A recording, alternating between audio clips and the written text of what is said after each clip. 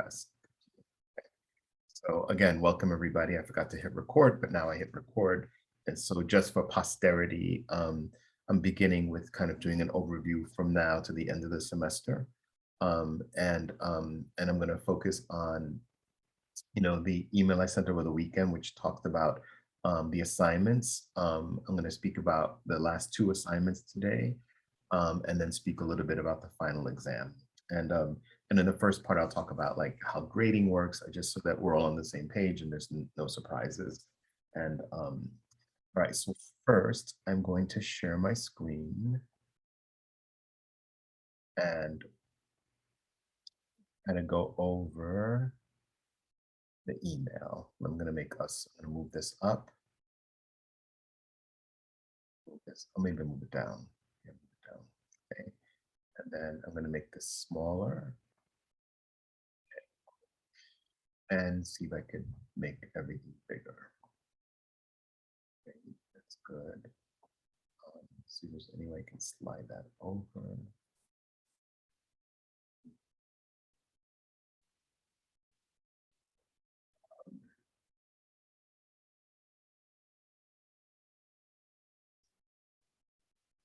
That's there.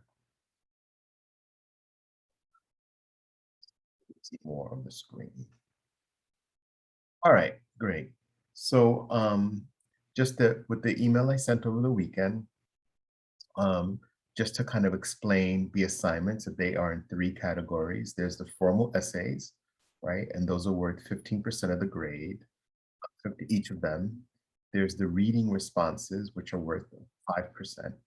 And then there's other ungraded assignment that count toward participation. They're not, okay, so not completing all of them might reduce your grade some. And then in addition to these assignments that I've been giving throughout the semester, two different ones that are coming up will be the Annotated Bibliography, which is your research project that's listed in the syllabus, and then you will have a final exam during final exams week. So the formal essays, so that you're clear which ones they are the VIP essay, which is the first one, the Google essay, which was the second one, and the third one, which is the Ward Anderson one that was just due. The last essay will be the Baldwin truth essay, which we're going to go over today. And that'll be your last assigned essay for the semester. And then we will have then the graded reading assignments. So for these, you will get grades. I may have made comments throughout the semester, but now I'm actually going and grading them. And I've started from the back up. I'm working my way this way. So at this point, let me just be clear. These two, you've received grades on. The one you just submitted over the weekend, I haven't graded, but I will get to that one before our next class. And then I'm working backwards. So I think I got up through the single story. So then I still have to grade Minds Read to Salvation and Taking Parents to College. So in terms of the things that will receive a grade, these are them, right? This is these 4 and these 6 assignments. The rest of these, you will get like what I call is credit for having done them. So when there's a chart, if there's 11 assignments and you've done all 11, then great, you get like full credit. But if you are missing 1 or 2, it's not the end of the world. But if you're missing half of them, or you've only done 1 or 2, then that will affect your grade because you haven't done the work. I'm doing a separate, I made a mistake here, I see, a separate folder. Doing separate folders for revision. It was some of you have done revision, and I was not clear with how to submit those revisions, but I changed my mind to make it very clear, and that will be a separate. Professor, I think your audio changed. You sound a little distant now. Oh, okay. Sorry. Let me get my. You sound better. All right, let me get my headphones because that may make it consistent. Hold 1 second, everyone.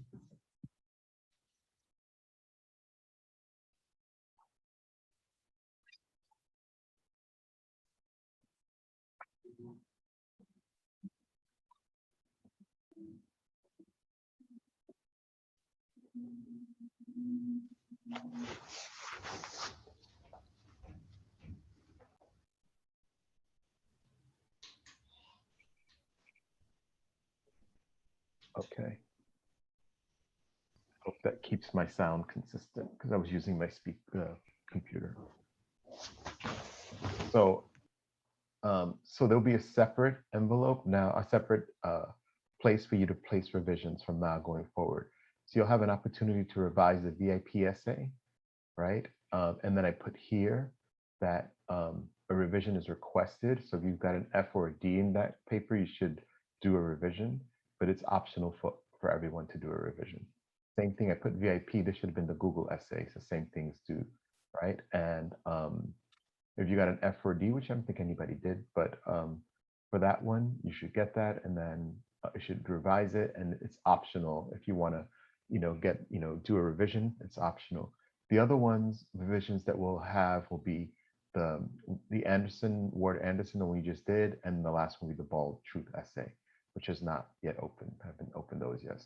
So, and I already mentioned I've been grading backward. So just to be clear, so your grades are made up of these things plus the annotated bibliography, right? Which I believe is 20% of the grade, and the final exam is another 20% of the grade. One of them will be 5% less. I'll explain that later. But just so you know, these are the main pieces that make up your grade, right? That will make up your grade. So if you complete the assignments and you get, good grades on them, these you could revise, okay? These you cannot revise, right? Once you do the assignment, you do the assignment. You get the grade. But one of the things to be clear about is of these 6 assignments that you complete and that get a grade, the top 3 grades are the ones that will be applied to your grade. So even though you receive a grade for all of them and you don't get a chance to revise them, the top 3 of the 6. So if you got, if you got one of these, you didn't get a grade that you're happy with, don't worry about that. If you've done them all and you've gotten better grades than at least 3, then you're good. Is that clear? Stop sharing for a moment. I had a quick question. Yes, Joshua. I read the email, and one of them, I believe one of the assignments that you assigned, my computer crashed and I was not be able to hand it in on time. So I believe I missed one of the assignments. I want to find out if I could just turn it in today if it's possible, because I have it. It's just I didn't. Yes. Okay. So let me, I'm going to talk, since you brought that up, I will talk about missing assignments. Okay. So also, if you're missing any assignments, you will have until, I believe the 28th, I'm going to give the class, for you to make up any assignments that you're missing, right? So if you're missing whatever you're missing, you have until the 28th if you've missed the deadline to try to get something in. So, so that would be for Joshua or for anyone else, if you're missing an assignment, so that now that you see the whole spectrum of, those of you who've been keeping up your assignments have been working this semester, right? Doing the writing things, doing the prompts, crafting the thesis statements. I mean, all of those assignments there's a term that we use that's used in teaching. It's called scaffolding. Like a scaffold, when you build something, you're building stuff on it, so that most of the assignments that you've gotten, including the Ward Anderson one, it wasn't just like we read articles, you get a prompt, go write the essay, right? Like we read one, we respond to that one, whatever the content of that response is an element that's going to contribute toward the assignment. We read the article, the second one, we discussed it. The assignment, the writing assignment attached to that discussion also contributes to it. The next assignment was crafting a thesis statement. So then if you look at the scaffolding of the assignments, they're building so that when you go to write the essay, the idea is that you've at least done some of the kind of thinking and the background work you needed, and even outlining to do to complete the essay. So, but if you're missing assignments, and they affect your grade, I encourage you to look at them and to assess, how much of all that you can do. That's the other idea of pacing. With this class, with all of your classes, is because if you let too many assignments slip and then you've got like the end of the semester and you're trying to complete them all, it becomes challenging to be able to do that. Professor, our authors area, I wanted to ask also, I think you was trying to send one of, I guess the one ain't I a woman. I wasn't able to get into it. Okay, Like I wasn't able to see the grade on that. okay. So, okay, yes, so that was graded. So let me now, since we talked about making up things, so we have, so we're clear that if you're missing anything, you have until the 28th to try to get it in. So that way, and that gives me time to look at it, to grade it, and to put it on the, and for us to, be in agreement. So Ariel, so the other thing that I'm doing with grading, because I think the first paper that I graded, the VIP one, I sent it to everyone as Word documents as an attachment. And some of you didn't get it, some of you couldn't find it, some of you were like, thought I never graded it, and then we found it together or something. So so I figured the easiest way for me to kind of do it is to do it through the Google Docs. So regardless of whatever you submitted in Google Docs is great. Don't worry about submitting it in Google Docs, because that can sometimes create another issue if you haven't given me permission. And so that's the flip side of it, right? So Ariel is asking that they couldn't get into the essay. So I send it two ways, right? Well, it's kind of one way, but different points of access. So one is right on the response where you submit it, I will send you a link, right? And so what I have done is, and Google has its flaws. What I have done is I made you, given using your Ostos email or your Gmail email or your Hotmail or whatever email you've given me, I use that email to give you permission. So technically, in a perfect world, you should be able to, when you get the link, click it and it should open up for you, because based on your email, or it will ask you for your email and then you put your email in. If you don't have an issue, some of you have sent me a note. Sometimes it asks request permission. I think Adrian is one and some other people. Then I have to, give permission. So I'll get an email and then I just click share and it should share it, right? I had the reverse situation with David, right? David had he submitted his in Google Docs and I wasn't able to get them. But David, I got all I requested permission and I've gotten the permission. So I will catch up with the grading with you. So, so Ariel, so when we come to class, like if you have an issue, definitely email me. But when we come to class, what I'm imagining for the rest of remaining classes, and this is for Victor to get Victor ready. So in the beginning, we'll do some instruction like I'm doing today. I'm going to talk about that. I'm going to talk about the Baldwin truth. I'm going to begin speaking about the research.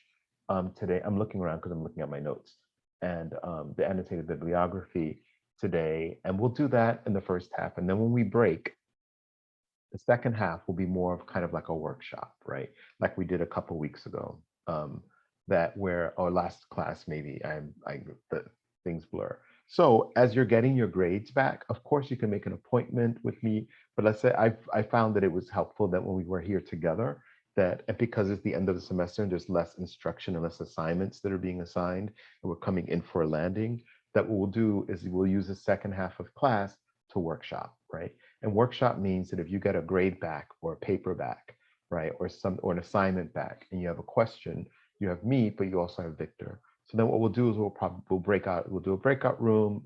Some people will go with Victor. You can bring your questions to Victor.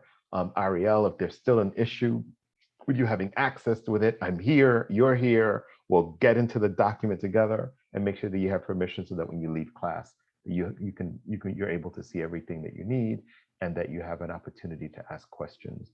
And if you think of the important steps will be like right now will be the essays. So if you're thinking the formal essays, which are the VIP, the Google, the Ward Anderson one, and then the Truth Baldwin one, that those 4 essays that you will that you focus on that because they make up a bigger part of your grade, right? So that if you got your Google essay back and you have questions, this is an opportunity for you to bring your questions to me, bring your questions to Victor, and that we could look at them and work through them together. And then we can do them in class so that we could all constantly learn from each other on how we're progressing and moving forward, right? So so that's kind of like how the rest of the semester is going to work. Instruction for the first half, instruction lecturing, and then second half will be workshop. So you can bring your ideas, bring your questions, bring your concerns, and Victor and I can work with you on hammering them out. Pause. Questions, other things that are coming up from all of this? Okay. I just want, I'm sorry, just one more thing, Professor. Sure. If we did, I mean, no, you just said if we did, I'm not sure if I did miss any assignments, so if later on you can let me know if I did or did not, that would be great. You are all so amazing, right? You keep from asking the question of when you can hand something in late to like having access. So the other thing that I will do, I'm actually working with someone to help me do this, is that list that you saw, that I sent all of you. So I'm having someone work with me to populate it. So it'll be like, so we'll just fill in your grades on them, and it'll fill in a check mark if you've done the assignment, and it'll give you an assessment of what, whoops, Samantha's knocked out. It'll give you an assessment of where you are. I was hoping to have that done today, but as you can see, it's a lot, and there is, well, today how many are in class today? About 16, 17 in class, 16. 15, 16 in class, but altogether, when it's all of you, it's 23. So for every assignment, there's 23, and then so I'm working with someone to just make sure that all that information is there. And I was hoping to have it today, but by next class, you'll get like a little summary of, of what you are, and maybe by then I would have graded the Ward Anderson essay, and you'll see like what's missing and what's that. I mean, it's important for me to know, but it's important for you to know as well. So that's a good question, Ariel. Okay, any other questions about grading, about assignments, about catching up? I'm looking at my list. Okay, so I'm gonna speak a little bit about, well, not a little bit, I'm just gonna go into the final essay, assignment for the semester. And so for the last couple of weeks, last couple of classes, we looked at the Sojourner Truth speech, and we looked at the James Baldwin speech, right? And both of the speeches, one was very short and very focused on the way in which society at that time viewed women, and particularly Black women, right, African American women. And the other one was written in 1963, and focused on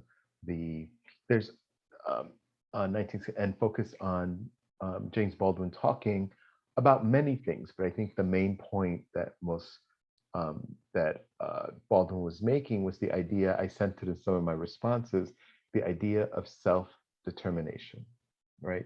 And so the idea of self-determination is that you make a decision on who you are, right? And you determine like who you are, right? That you're like who you are is not determined by someone else, by a government entity, by the opinions of society, by misconceptions, by any one single story, right? That you self-determine who you are. And so Baldwin was talking about that as well. He was challenging his society's view of him as a Black man. And now, if we think about this is in 1963. So that was almost 60 years ago, right? Or over 60 years. How we there? Almost 60 years ago, right? Yes, and 23 will be, no, it'll be almost no, I'm doing my math. Yes, almost 60 years ago, right? So, so over 60 years ago, Baldwin was addressing a group of teachers, right? And saying, let me talk to you about what your role in society is. And he says, I think one of your roles in society is to, particularly if you were teaching Black children, that it's important for you to let them know or speak to them about like what is up, right? And for them to understand that there is a whole way in which the world sees them that's just not true, it's not who they are, and that they are powerful, they are smart, they have stuff to give to the world, and all these ideas, right, that the society has are wrong, right? Now, if you go with the idea of the danger of the single story, right, if you talk about the stereotype, right, what she said about stereotypes is that it's not that they are untrue, right, it's that they are incomplete. So there may be elements of that that's true. And I think one of the elements that we can talk about of all people, right, is that we're good, like we make mistakes, we're powerful, right? That we're beautiful, right? That some of us are more beautiful than others, depending on how you believe. Some of us may be smarter.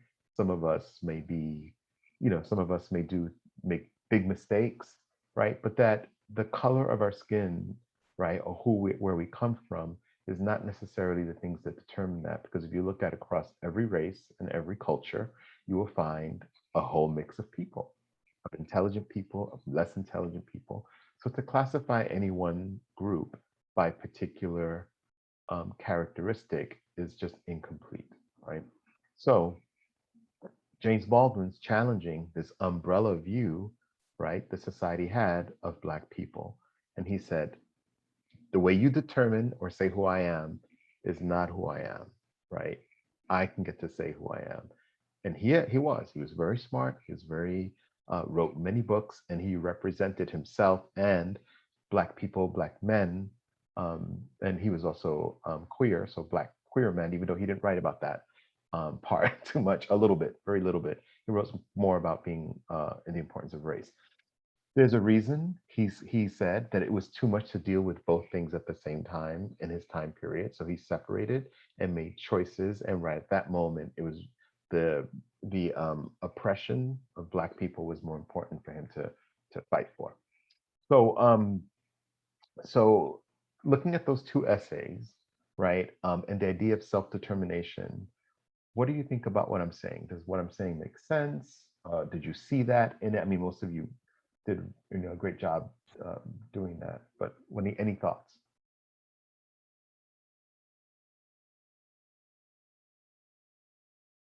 Any feelings, any reactions? Is it, Professor, you crazy?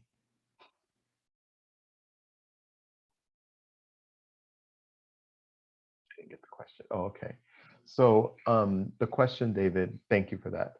The question is that looking at both the Sojourner Truth article speech and the James Baldwin speech, that basically they're telling their society and their world that you don't tell me who I am, I say who I am, right? The idea of self-determination. So did you see that in the essay? Do you agree that that's what they were doing, or do you have a different take on it, or do you want to expand on it? Is that clearer, David?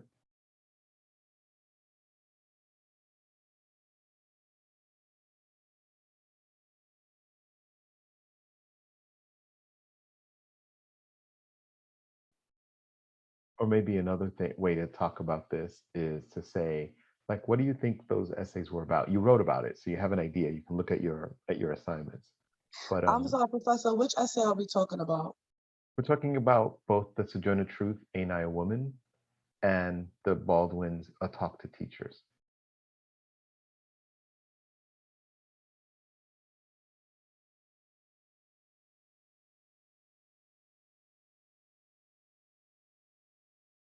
I'm trying to remember exactly what I wrote for the Okay. for the Ain't I a Woman. I'm trying to like exactly remember. But you asked like, well, what did we feel about it? How did we feel about writing it? Or Yeah, just maybe. Yeah, I'm gonna actually maybe pull it up a little bit I'm gonna pull it up so we can take a look at it and just refresh our minds, a little bit, because I know sometimes.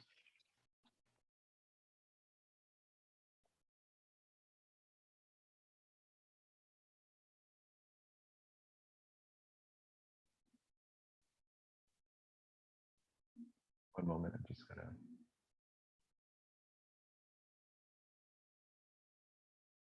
Here we go. I'm gonna share my screen.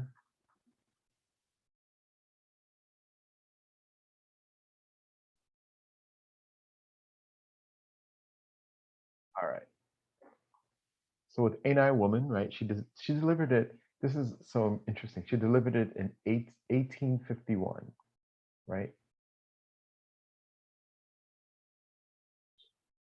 Okay. David. Okay, so let me just read what David said, and we'll look at the thing. So David said, yes, I seen that and more questioning the actions of others to Blacks. Yes.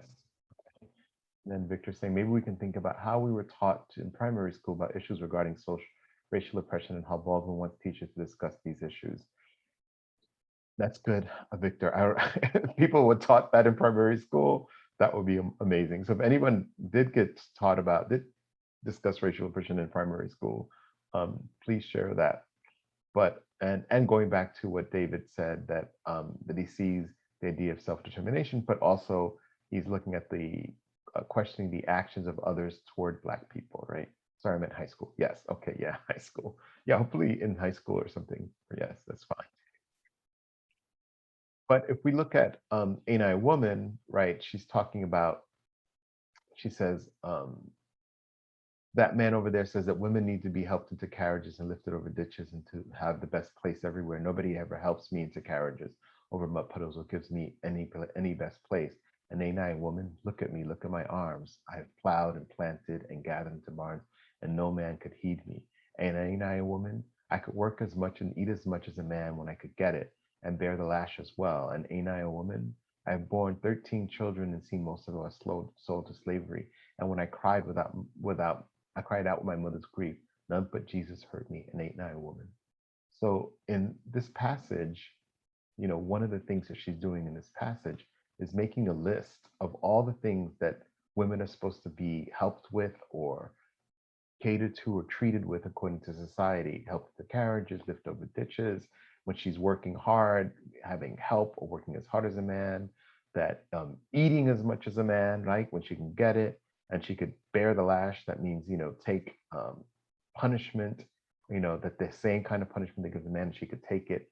And she's a woman. And when she had 13 children and they were taken from her and she cried, she goes, nobody heard me but Jesus, right? Nobody came to console her. She goes, an ain't I a woman, right? So if society, I'm coming back into the class for Ariel. So if society says all these things are things that we should, are ways in which women should be treated. I mean, these are the good things, right? Support, help, you know, respect, right? But she was saying, I don't get that, and ain't I a woman? So if I'm a woman and you say that, what's different about me? And we know what's different is that she's Black, right? That there's a difference between what society was speaking about women. So the idea of how society saw her, right? She was challenging that idea. She was saying, you say this, and this is my experience. You say that about me, and this is my experience. So that's the idea of the difference between the way she sees herself and the way society was seeing her, right? So Ariel, was that helpful in thinking about this Ain't I a Woman speech?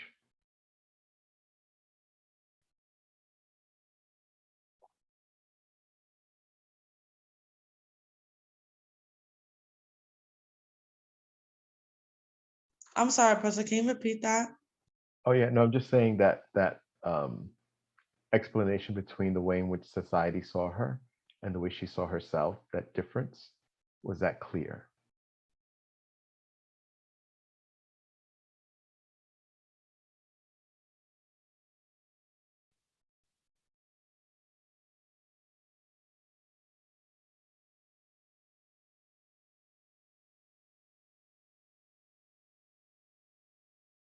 Okay. Well, I'll let you think about it or respond in the chat. But basically, those are the two things that the essays are doing, right? James Baldwin says the same thing. All the things that you say, and he's very visceral. He uses the word nigger, right? The idea of a nigger, like, right? A nigger is like a person that's not even fully human, a person that is, oops. Professor, Yes. this is Miguel. Well, I'm sorry, I'm a little sick today, but Okay. basically, from what I get from all these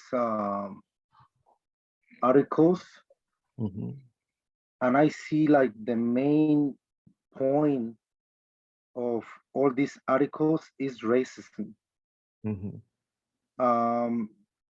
Because in this article, ain't a woman, like I said, like I mentioned last time, like it kind of like talks about women's right, like how how they prefer men, or how they see men more powerful than a woman, and they see they talk, well, I mean, it talks about that. That's why she mentioned like about Jesus Christ, like how, where he come from. He come from a woman and a god or something like that. I don't remember very good, but this leads me like all these articles, like to like, for me the main focus point is more like racism. Yeah. Yes, I mean that's powerful observation, Miguel, that it is. I mean, in Sojourner Truth, he's talking about racism and sexism, like the inequality of women, right, or the way women are treated, not seen as equal, right, and then. But she's also talking about racism, right? And so one of the first things, I think the first day of class, we talked about hateful acts or oppressive acts or speech towards somebody because of the color of their skin. That's what racism is. And that's simply what they're both talking about, right? The kind of effects and the way in which, so that you take about racism as this concept, as this idea, and they're actually making it concrete and talking about the different acts and the activity and how it looks. So, so that's a strong observation, right? That that Miguel is sharing, that it's like one of the main ideas in both of these essays, in the Sojourner Truth and the Baldwin, is racism. And so one of the things they both do in their essays is they kind of illustrate and show how society sees them, and they offer a counter narrative, right? A narrative, a story that goes against what the bigger story is.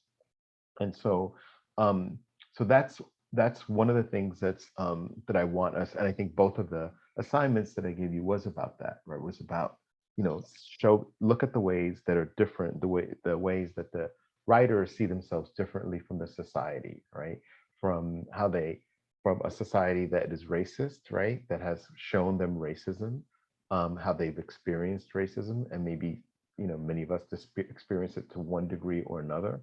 And racism, it's like, again, the color of the skin, and skin is not only black, skin is all kinds of shades that are different, that we experience discrimination or sometimes limitations or sometimes aggression or something that sometimes has nothing to do with who we are, but mainly simply do with what we look like in the racial group that they have put us all in.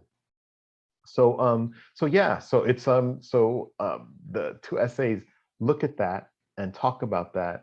And so I'm giving us to the next assignment, which are based on these two essays. I wanted to share an idea, or share another person with all of you, who had a lot to say about this idea of, just simply put, like the idea of oppression, right? To oppress means to push down, right? To hold back, right? To keep back, right? And so that's one of the ideas of oppression, right? The idea that there's something. I'll give you an idea of an oppression, right? That for a while in the Bronx, right, banks would not lend money to people, right? And there was that lived in a particular area, they called it redlining, right? So if somebody lived in a particular area of the Bronx, from Fordham Road all the way to the South Bronx, they said anybody applying for a loan, for a home loan or anything, we will reject it, right? And so that had to do with geography, right? Like where you lived, because there was an idea of who lived in those areas. So if anybody tried to get a loan, right, to try to buy a home, and even if they had credit, decent credit, and even if they had a job, because of where they live, they said no, right? Well, if you go above Fordham Road, right, this is back in the 70s, everybody. So if you go above Fordham Road, right, where, if those of you know the neighborhoods that are up there, Woodlawn and Riverdale and Fieldston, that part of the book was not part of the redlining. So those people could apply for loans, could buy a bigger house, could sell that house, get another house, could maybe buy a condo, maybe go into a co-op. So there's all this opportunity for upward mobility, right? That those people were afforded, and the people that lived below Fordham, from Fordham and the concourse and below, were not given that. So that is a way, that's one way oppression looks, that you create a system or something that doesn't allow a person the equal opportunity to move forward, right?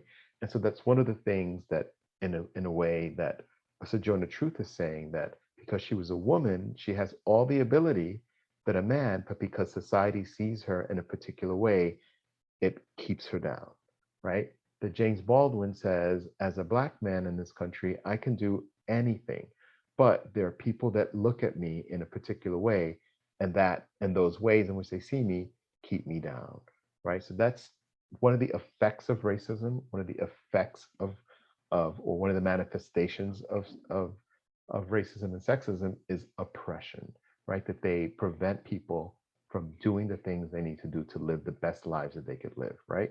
Whether that's like access to housing, whether that is access to a job, whether that is access to resources or access to a loan, which is, I try to do that one, because that is just like, clear.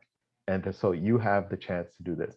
There was a moment in history, and we talk about that in Brown versus the Board of Education, where they were doing that, right? With education. There was a moment in history where women could not go to school, right? So how could a woman, increase her mind and her intelligence if she didn't have a formal education? Of course, they did it at home, and they found different ways to do it. But the men got to go to school, right? Go away to school, and the women had to stay home and help the family, and they couldn't go to school, right? So they created this separation, right? And then the same thing with racially, there was a moment where, I'm sorry, Ariel got knocked out. Racially, that was going on, right? And then, or there was an unequal, right, playing field. And so they were giving all the benefits to schools that were, that had white populations, in the school that had Black populations, didn't have textbooks or had very poor textbooks, didn't have the resources. And some of that disparity still exists today with like computers, how some schools, particularly private schools, sometimes have always brand new computers, and they have more money and more resources. And so like public schools, students are sharing and students don't. So there's a sense of inequality, right? And it's very often that is due to economics and race. So these are big ideas, but I'm trying to shrink them into these two essays, because in the two essays, they're talking about this idea of not being able to achieve and do the things because of, if we just stick to one idea, to racism, right? Let's just stick to one idea that Miguel offered, to racism. So there is a gentleman, a Brazilian scholar, who did a lot of thinking about this, right? And so and his name is Paulo Freire. And we were doing this as more of a sociological, it's so interesting at this part of the class, just to remind us, we started talking about taking our parents to college and, the immigrant experience. And we began talking about technology and Google and how to get our minds to read. And so there's been this progression of things that we talk about. And here at the end, the last two essays that we've been looking at really kind of tackle this issue of how we are seen, how sometimes racist ideas or sexist ideas of who we are, how they exist in society, and we have to work to define ourselves, right? To say this is who we are. We're powerful. We're smart. There was a whole. I feel like I should go teach in this behavioral social science department sometimes, to talk about the different movements. In the 70s, the 60s, there's a movement literally called Black is Beautiful, right? And it's because the messages about Black people was not about beauty, right? It was about all these other things instead of the sense of being beautiful or being a powerful part of society. And so they had to create a slogan to remind us and to remind the world that Black is beautiful, right? Some people, anyway, let me leave it alone, right? So both of these are working on that. So Paulo Freire he's Brazilian. So, and many people have studied him. And if we could study him, I'm not going to give us another essay to read about him, but I do want to talk about him because I feel like he also gives us language and a little bit of a context to look at all of this, but he's looking at it from a different perspective. Like he's looking at it from the oppression, like what keeps people down, right? And he's saying, well, let me just share my screen a little bit. And I just have a tiny little 2-sentence bio on him. And then I have 2 quotes that I want to share with you. And then we'll talk about the assignment. So this is Paulo Freire. He was born in 1921 and died in 1997. So that means if he had been alive, he would be 100 years old. We're in 2021, but he died in 1997. He was an educator. He was a philosopher. He wrote a work called Pedagogy of the Oppressed, and it's, you know, foundational text for critical pedagogy. Pedagogy is teaching. Pedagogy means the practice of teaching, the philosophy of teaching, you know, like this, people might even say style of teaching, but pedagogy is that, like how you structure, how you instruct, right? And so professors are often called pedagogues, right? So pedagogy. So I'm going to use someone paraphrasing his work, and I'm going to make this a little bigger. Okay. This person here, Jane Thompson's paraphrasing his work. She goes, "There's no such thing as a natural education process. Education either functions as an instrument which is used to facilitate the integration of generations into the logic of the present system and bring about conformity to it," right? So I'm just going to cut it there, right?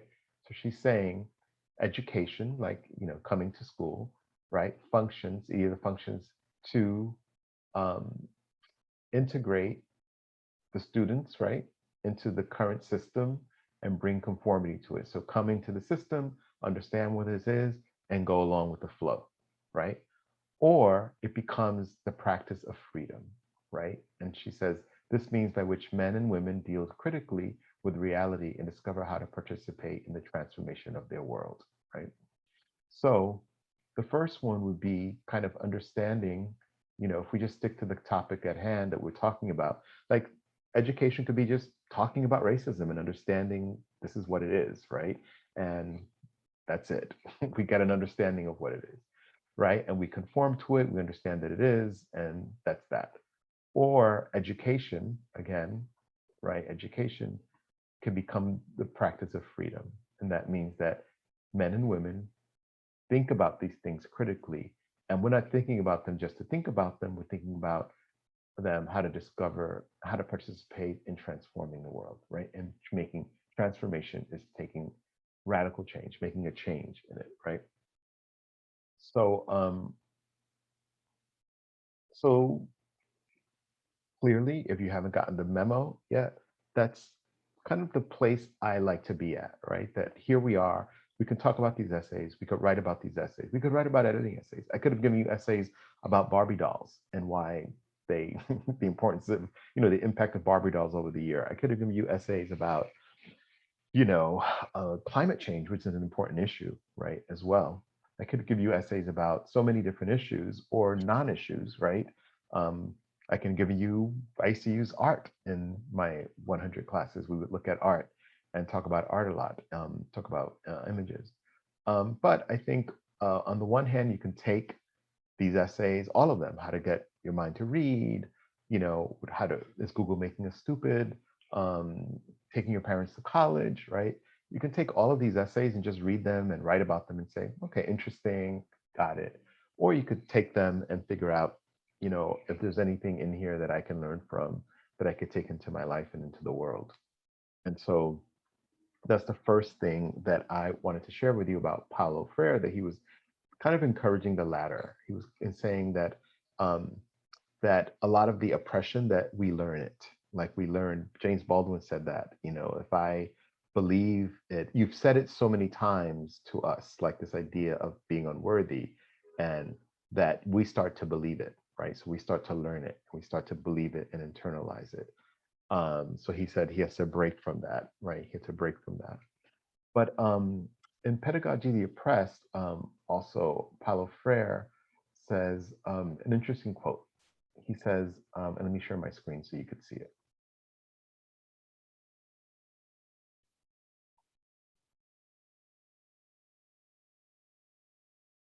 right? Here's this quote here. Now, see if I can make it even bigger.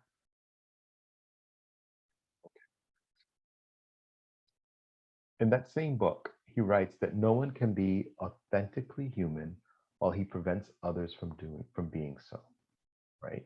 So no one can be authentically human, like no one can be human, can be considered human, while he prevents others from being so. Okay, so what do you think this, how do you understand? No one can be authentically human while he prevents others from being so, right? Or saying, if I could add a word here instead of so, from being, right? So no one can be authentically human while he prevents others from being human. So,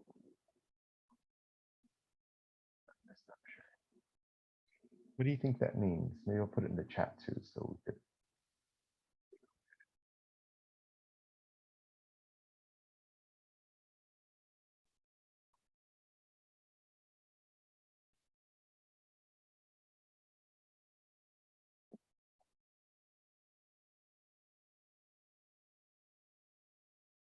Okay. What do you think that means? No one can be authentically human while he prevents others from being so. I'm just gonna take a shot here. He can't prevent anybody from being truthful or whatever, as everybody else keeps on going with their lives. Like in other words, like he can't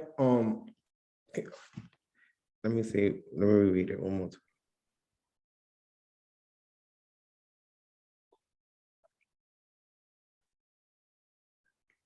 Like nobody could be genuine enough. So like for an example, like in his words, nobody's genuine enough, but he can't prevent anybody else from being them, like, you know, genuine in a way. That's a great word, being genuine, right? So he's saying that how can you be genuine, right? Or let's use the word, how can you be human if you're trying to prevent somebody else from being human, right? That you're trying to stop somebody from being, you know, trying to create the story or the narrative or the conditions from somebody else to be human.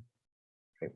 So if we go to that example of these people that live in this part of the Bronx could get loans to improve their lives, and these people of the Bronx, these cannot and these can, right? So how can, this is not a system that's equal, right? And if somebody puts that in place, and if you're thinking of what does it mean to be human? What do you think? What does it mean to be human? Let me ask all of you that. What do you think it means when somebody says be human? What do you think that could mean?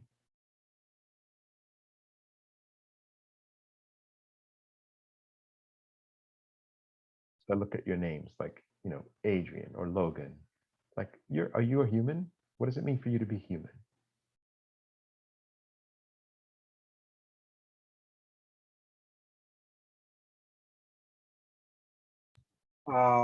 Maybe it could be to have like feelings. I don't know, like be loving, understanding, and stuff like that. I don't know. Yeah, absolutely, Miguel. That's an amazing start, you know? Yeah, that one of the things about being human, right? Besides being, you know, a body and a person, is that what way you show humanity, right, is to be loving, right? And is to be caring. That could be, those are human acts, right?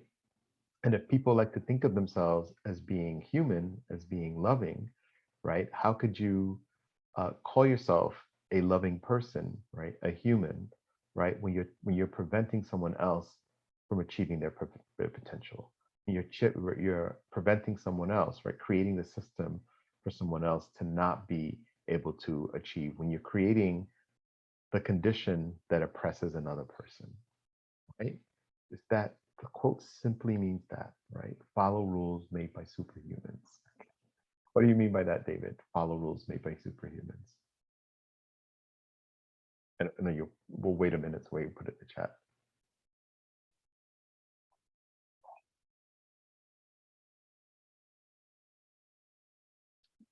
when I hear the phrase follow rules made by superhumans, one of the things that makes me think of is that quote about education, that it could either be conformity, which is about following rules, or it could be about practicing freedom, which means discovering a different way to live, not following particular rules that are rules not again, I'm not talking about anarchy, not following any rule, but I'm saying being able to discern, and we know that what rules prevent you from moving forward, right?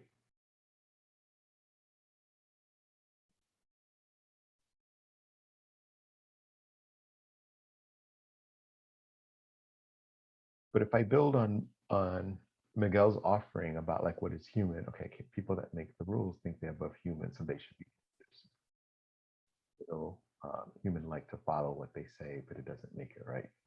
Okay, yes, all right, that's clearer. Thank you for that, David. They say that people who make the rules think they're above human, right? And so if they, that's what they think, right? And if we go to the James Baldwin to talk to teachers, he challenges that. He says, oh, you think you're superhuman? You think that you're better, right? But the way in which you have to be better was to have to put somebody else down.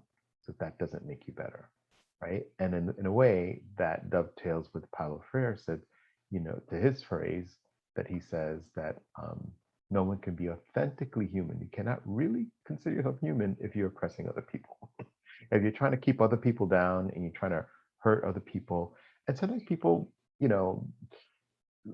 we could have a more nuanced conversation. I don't know if those people intentionally, well, let me leave it alone. I don't want to leave the intentions, but let me just stick to the actual quote, right? So he's saying, you can't be authentically human. You can't be truly human if you're trying to put somebody else down. If you're trying to hold somebody else back, that's not a human act, right? That's not, according to Miguel, and I agree, that's not a loving act. That's not an act that sees someone else having equal worth, right? Let me just go down. Hurt people. Yeah, that's a phrase that we hear a lot. That in terms of cycles of oppression get repeated, cycles of hurt get repeated, cycles of abuse get repeated. But you can conform, or you can break, right? Victor has his hand up.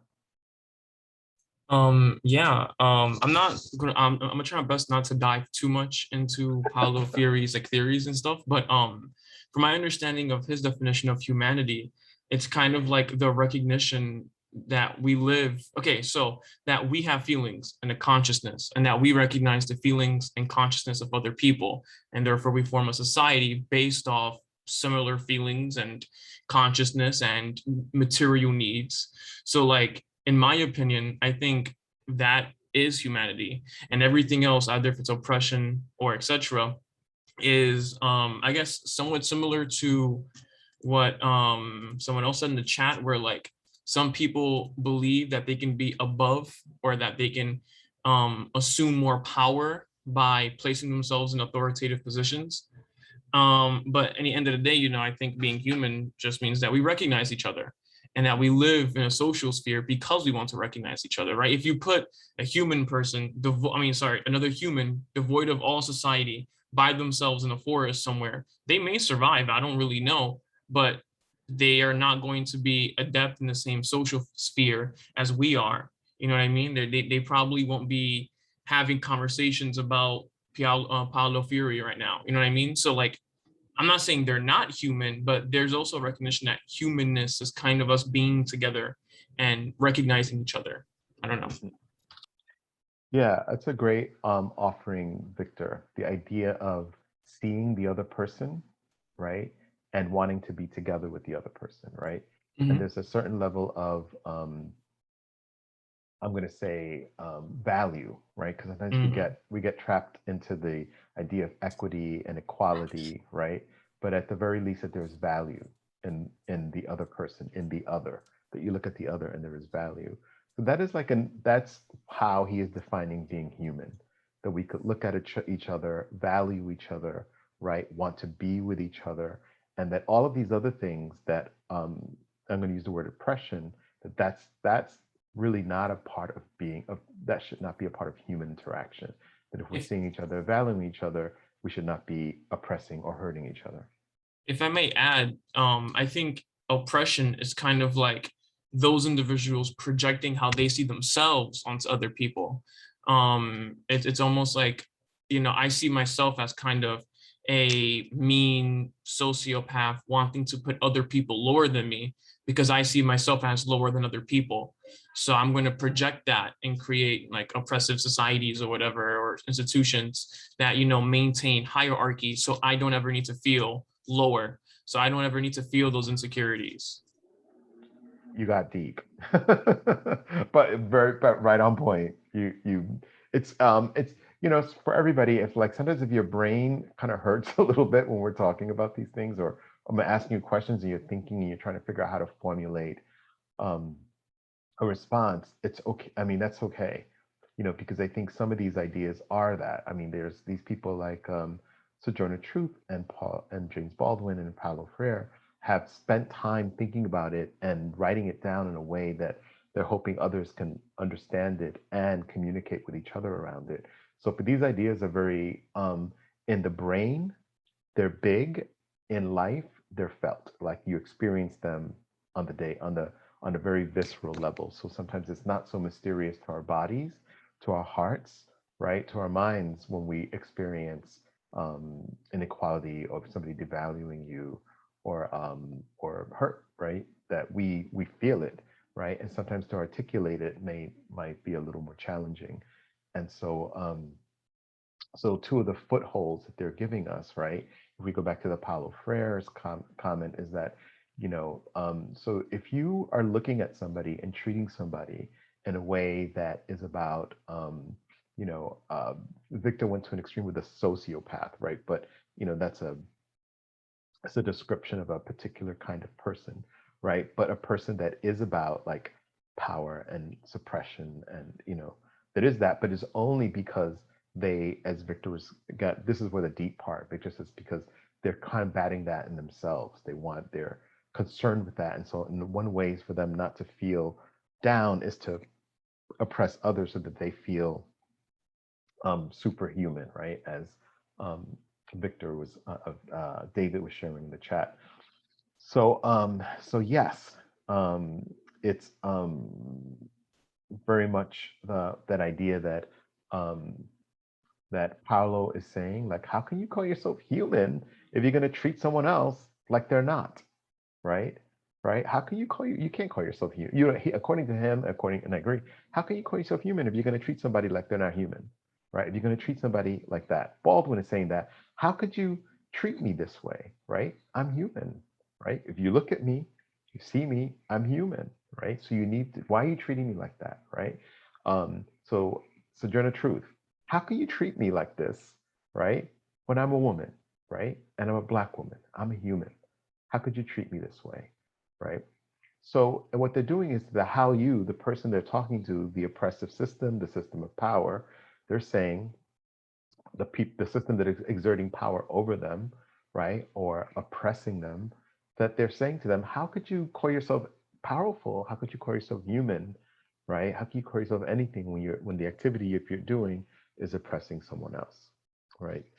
So, so I wanted to bring Paulo Freire into the discussion because of this idea. He says, how can you call yourself human, right, when you're preventing someone else from being human, right? And the way he says it, and that's my paraphrasing of it. Um, I'm just trying to get to the chat. I hit share screen on mistake. Right. So he basically says, like, no one can be authentically human. How could you call yourself human while he prevents others from being human when you're stopping someone else from being human? You're not treating somebody else from being so, right? That's simply the idea, right? And so, if you're looking at the power, right? If he's talking to the power structure, like how can you be human if you're treating someone else in a way that's not allowing them to be human, right? To have the same rights, to have the same freedoms, to have the same love that you have, then you can't call yourself human. And then James Baldwin is saying in his essay is like, so you who want to accept, how could you call yourself the power structure? How can you call yourself human when you're treating other people inhumanely, right? And not in a human way. And if you're treating me all these ways because you have these ideas about who I am, those ideas are not who I am. And so you're wrong. The ideas you have of me are wrong. He goes deeper into the idea of what Victor's talking about. He says, and if you're wrong and you're not really this powerful, like what is it? Who are you then? Right? This person, this right, that has done these horrible things to other people. He goes to the next step and says, then you must be a monster, right? To do these kinds of things. And that's who I'm going to see. I'm not going to see you as powerful. I'm going to see you as a monster, because for you to be able to take somebody against their will and beat them and profit off of them, that is an inhumane act, right? So before we take a break and think about this on the break, or not, maybe sit down and listen to jazz music or whatever, Dua Lipa. That's why I happen to love these days. That I want to at least share the prompt, right, for the last essay. I'm going to share my screen, take a break. We'll talk more about this. We'll move at whatever pace we need to today. So here, write your response in an essay with an introduction, well developed. You can all see that. It's the last essay of the semester. Let me zoom in 1 second.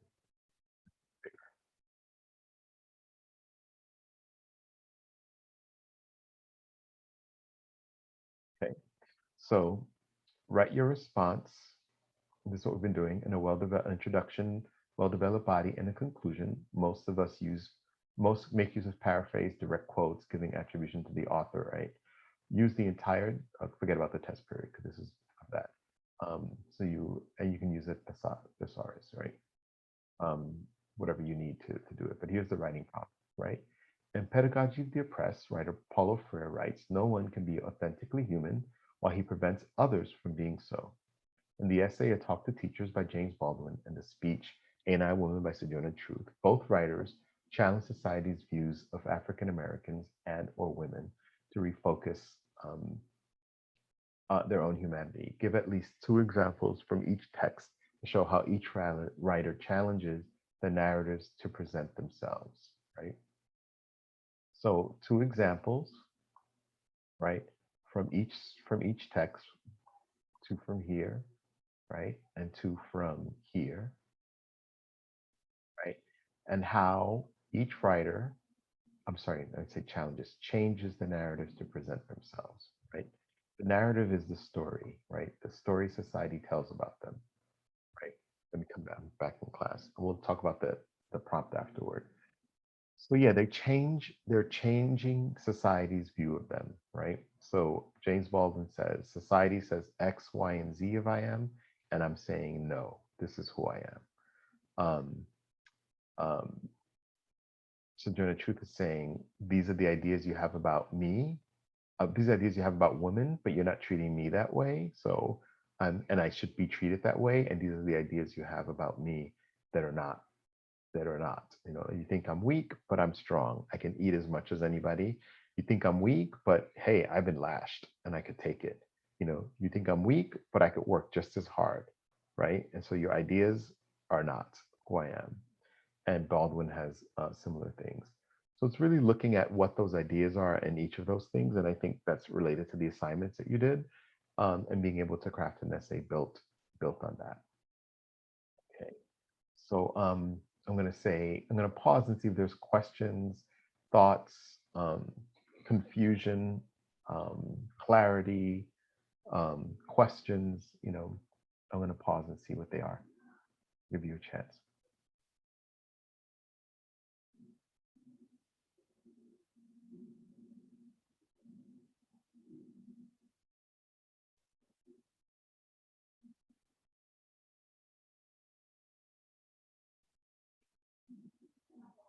All right, I'm going to take the silence that it's big time for. Victor, I'm going to ask you to take a look. I'm going to put the prompt in the chat, and let me know what you think of it. And if we can make it clearer for the class, we can do that.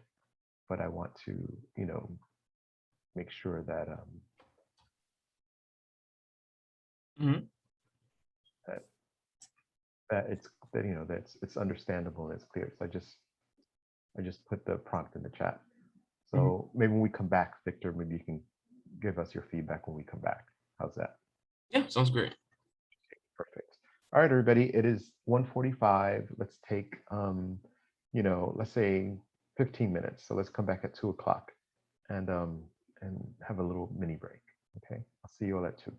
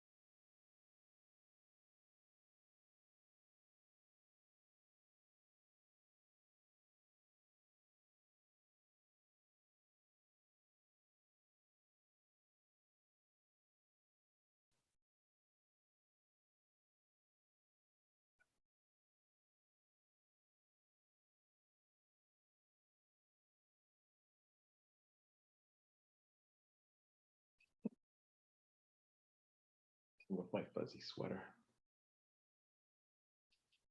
Just taking off my sweater. 1 second.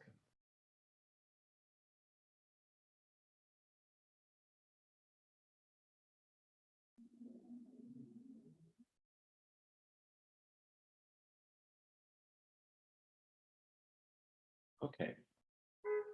I did some thinking and soul searching while I had coffee. I warmed up my coffee. And because I want to talk about the annotated bibliography, the other thing, instruction we need to do today. But I did just to look at the prompt, and I have a thought I now off of it, but I'm not a thought about the prompt, but I thought about how I'm going to do the next 2 assignments. But Victor, any reflections on the prompt? So I don't really have any like changes I would suggest, but I would recommend for the students while you're reading this prompt, and like you're thinking about the quotes you'll be choosing. Also think about how no, sorry, don't think about. Also try to give some time into analyzing those quotes and kind of showing the connection to the to the professor's prompt. And another reason why I'm suggesting that is so by the time you do start writing your essays, you already have the quotes analyzed, developed. And I'm only saying that because sometimes students just give quotes and don't try to provide, that connections and their understanding of what the author is saying. Try to provide that too. I don't know. Okay. All right, but you thought the prompt was clear? Yeah, I thought it was very clear, especially with how Paulo Fiere's quote like ties everything together. I think it makes it's very cohesive. Okay, all right. So that was some good suggestions. Thank you, Victor, with that. So I'm gonna take another look at it. I'll share the screen.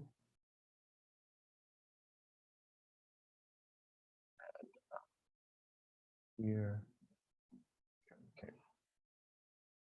All right, so essentially, it's asking you to look at both the essays, and I'm going to separate this out here, right, to give at least 2 examples from each text that show how each writer changes the narrative to present themselves, right?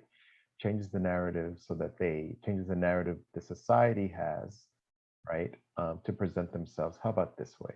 I'm going to add that. Changes the narrative that society, right? I'm going to put this here, power structure,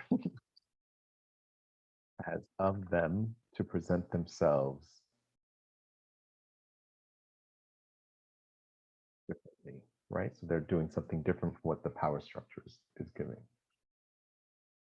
So, so I'm going to put this back. Maybe we'll just leave it as a separate line, right? So it's so this is what it's asking you to do. So as Victor was saying, like a little bit of a exercise would be, for you to make a list, put the essay maybe, ain't I a woman, right? And maybe the essay, a talk, features. And I think one of the things that Victor was just offering is that you can make a list, right?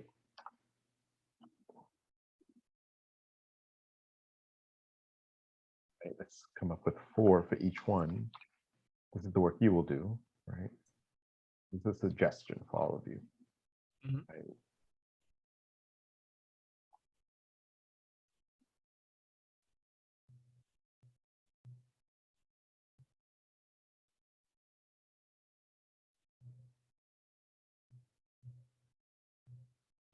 Right, and then you make a list of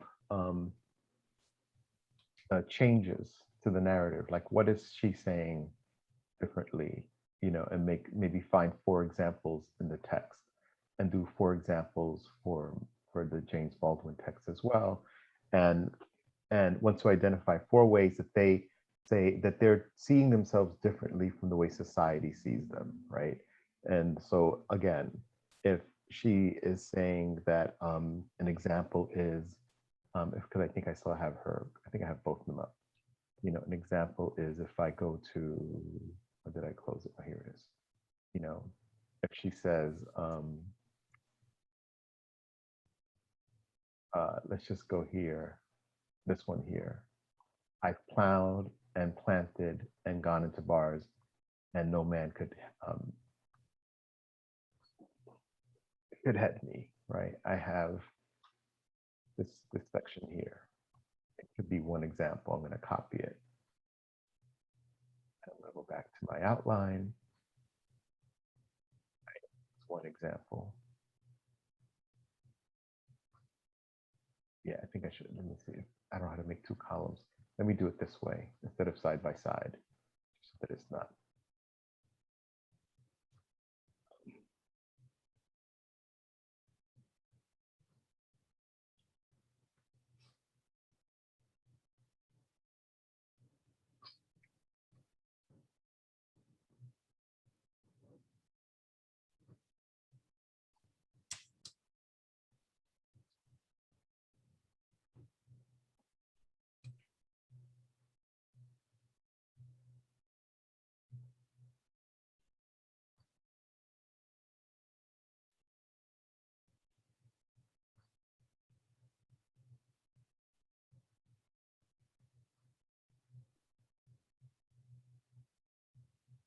Right, so I have one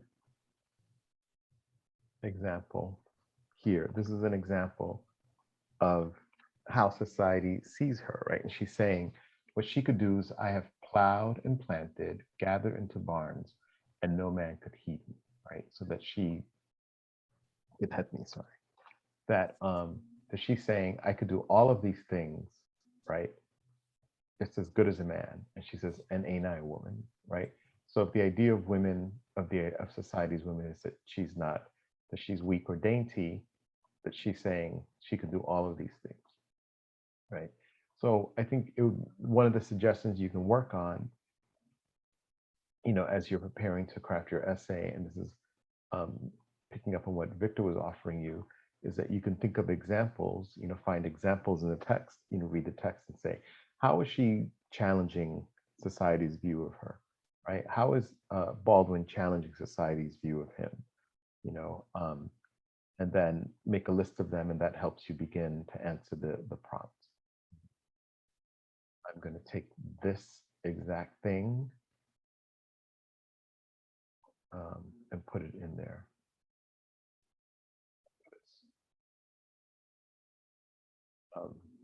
All right, so I'm going to take this assignment and put it into the discussion, so that way you'll have it, and you'll have this at least as an example of one way that you can begin doing some of the outlining for you to write the essay. Okay, I'm going to stop sharing for a moment. I want to pause before I go into the annotated bibliography, which is going to be the last thing. We're going to talk about it today, and then I'm going to post the assignment on Blackboard by the end of the week, and then you'll have, I think that one will be due on the 28th of, or actually, yes, on the 28th. What are the assignments now due for this? Okay, yes, you always ask that question. Right, so the one assignment that's due this week is this essay, right? So that'll be due on the weekend for everybody. And also we have until the 28th also is the deadline for people. Don't wait till the deadline. If you're missing assignments, you should work on the missing assignments. Okay. So so that's the one thing, this essay, the prompt that I just gave you, Nahom, that's what's due this coming week. It'll be due on Sunday. Okay.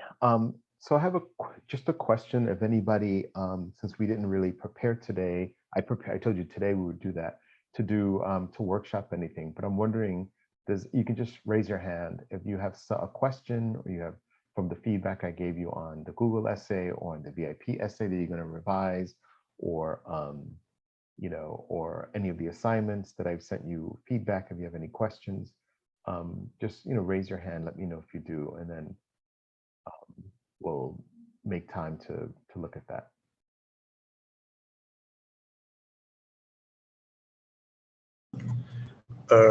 I have a question. All right, Logan. The essay prior, the one that was talking about white rage and that other story we had to do, right. It was done. I had it done a few nights ago, but every time when I try sending it through Blackboard, it would just keep on giving me errors. Mm. Let's see.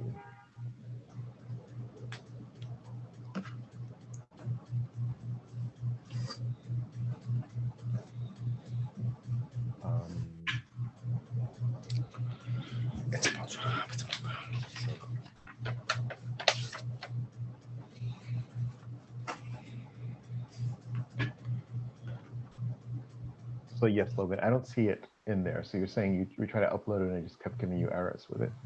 Yeah. Can you email it to me now? All right. All right. And let's see if I could put it in there for you.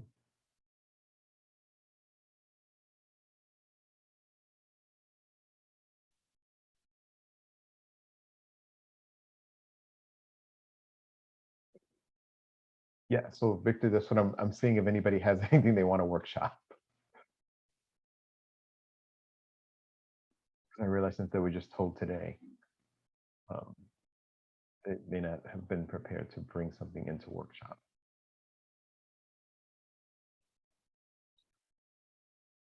So let's do this. I'm going to speak about the annotated bibliography, just talk about it. I'm going to post the assignment. That will be due on the 28th. We'll talk more about the assignment next class. And then, and I think this should probably take about 15 minutes, 15 or 20 minutes to go over.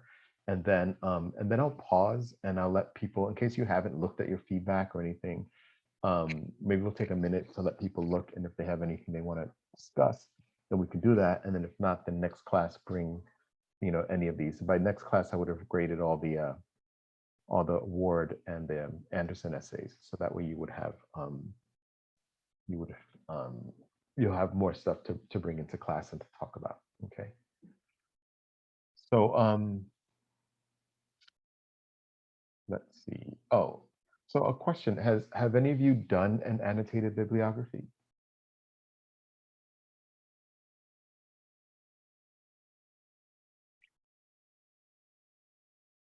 No one's done an annotated bibliography. What about like just the bibliography? I mean, you have to list, sometimes the email should be in your inbox. Okay, I'll check it. Anybody done a bibliography? No, okay. All right, well then, this will be a new experience for everybody. I'm gonna check this. Got it. Got it. Bear with me a minute while I just take care of this really quickly.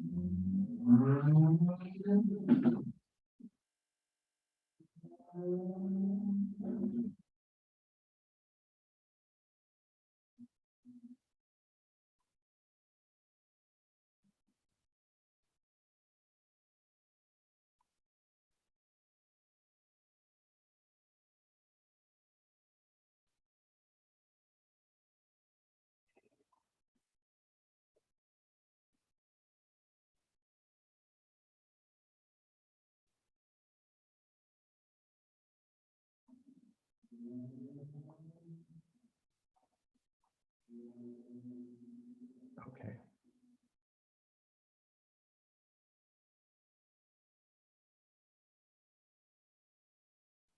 Share my screen a minute. So Logan, you can see it's there. I uploaded it, but I have it under your name, so it's in there. We're good. All right, so an annotated bibliography, I guess, will be a new experience for all of you. So I'm going to go over a handout in Blackboard right now. There's a there is a folder that I'm going to then put the assignment in. But let's just talk about annotated what an annotated bibliography is, and I have a handout that to help me guide, help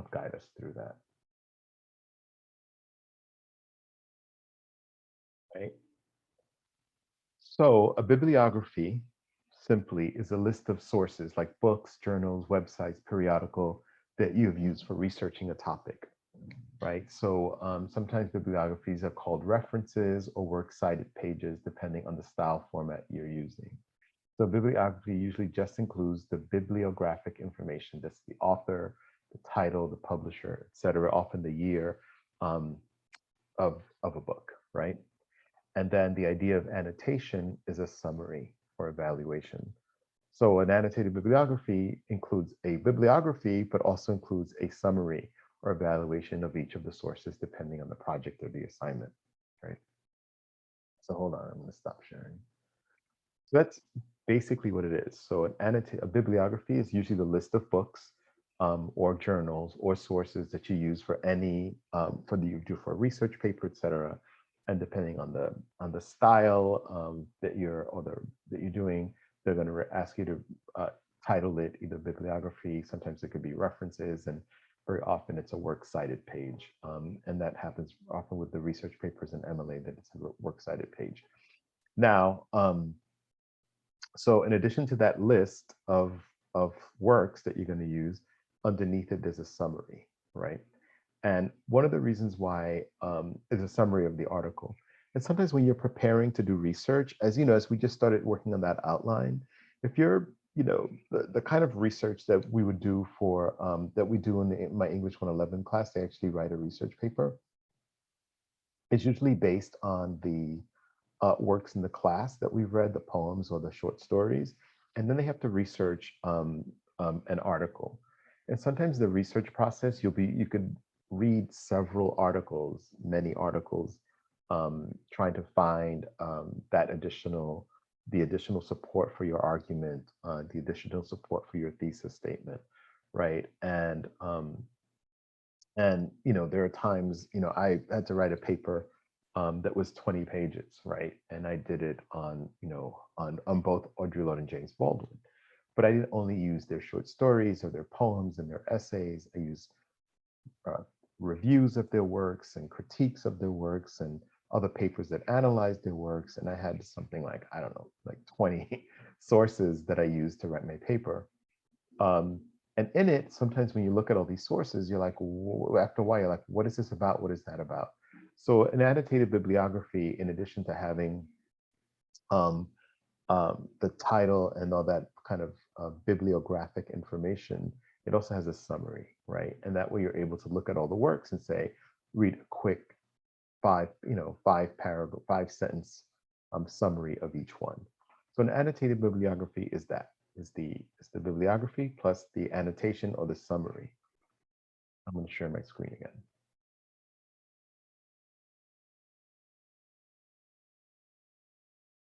All right, so summarize, right? Some annotations merely summarize the source. For salvation, there were 3 summary assignments you had to do in this class. You have to read an article, and we talked about, there's a whole page on how to do summary, right? And how you identify the main points, identify supporting points, and then you can create a summary. Some annotations just have a summary, right? Others that are a little more expanded may do some kind of assessment, right? Saying whether it's a valuable, is it a useful source? You might write notes to yourself. You might write a reflection once you summarize the thesis. How does it help shape your argument? I'm using this source because they specifically talk about X, Y, and Z, and this X, Y, and Z is very central to my paper, right?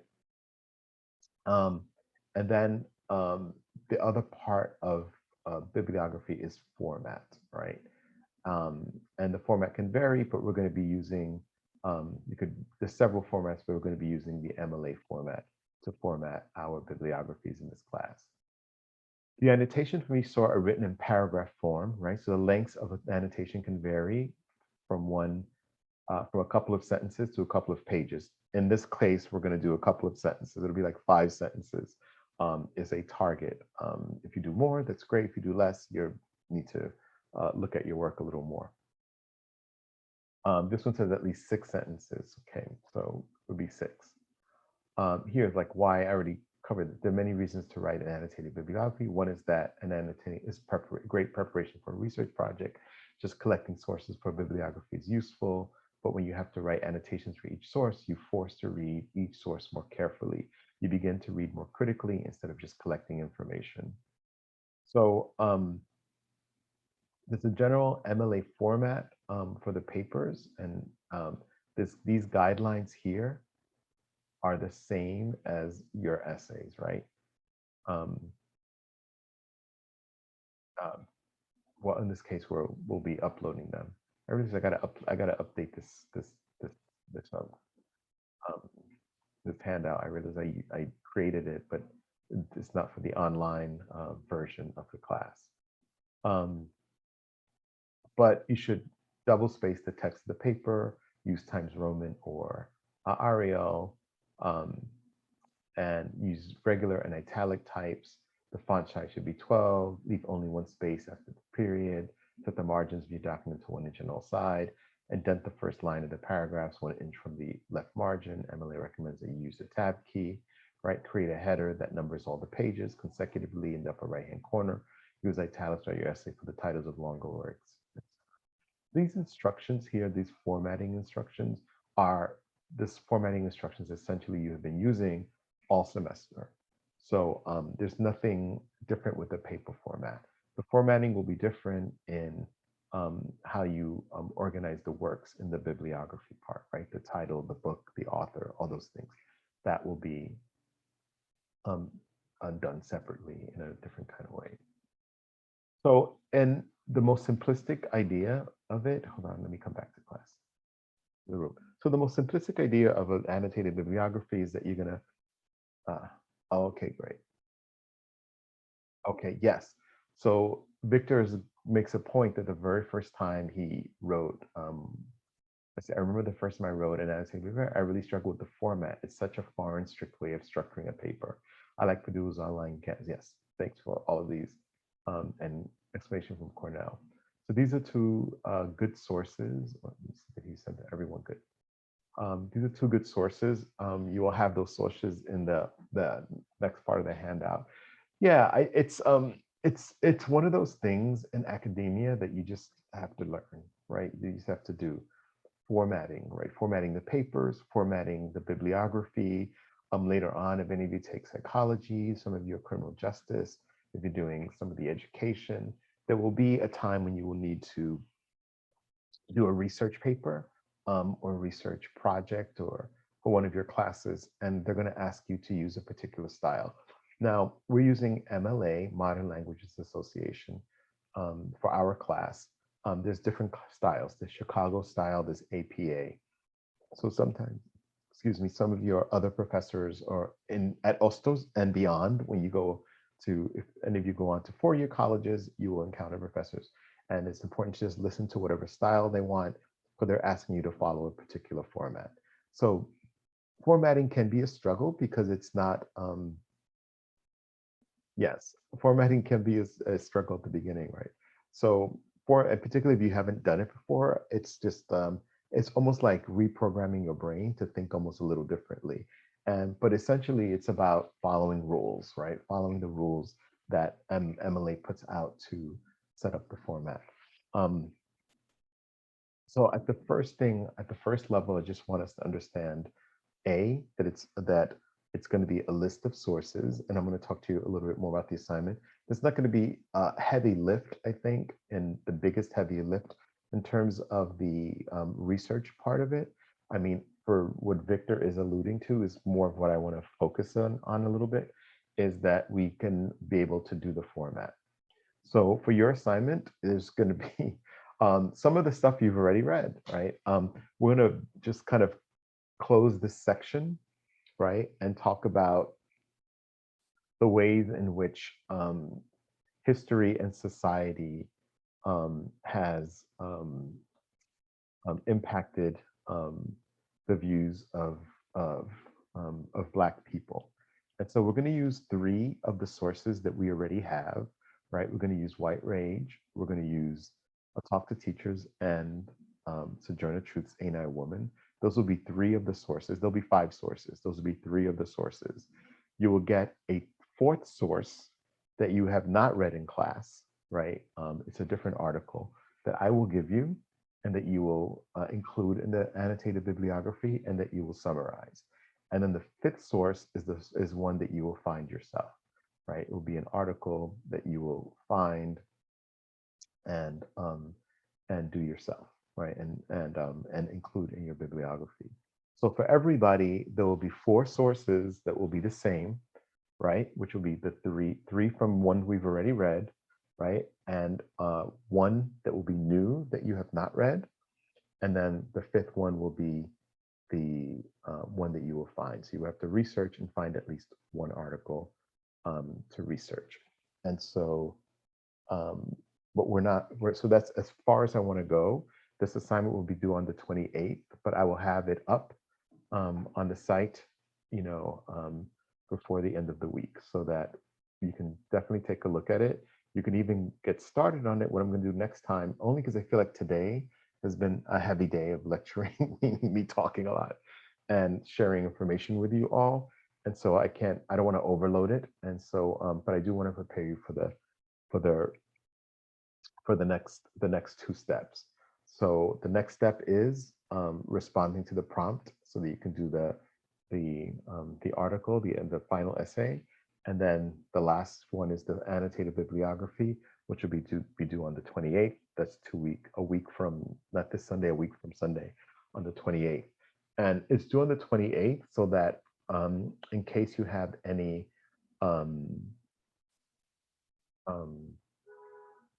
in case you want to do a revision of it, there's time still in the semester for you to get my feedback and do a revision. The one difference from the entire semester with the annotated bibliography is that I'm going to have you turn it in through a different site that says literally turn it in, which is a site and I'll talk about that next week.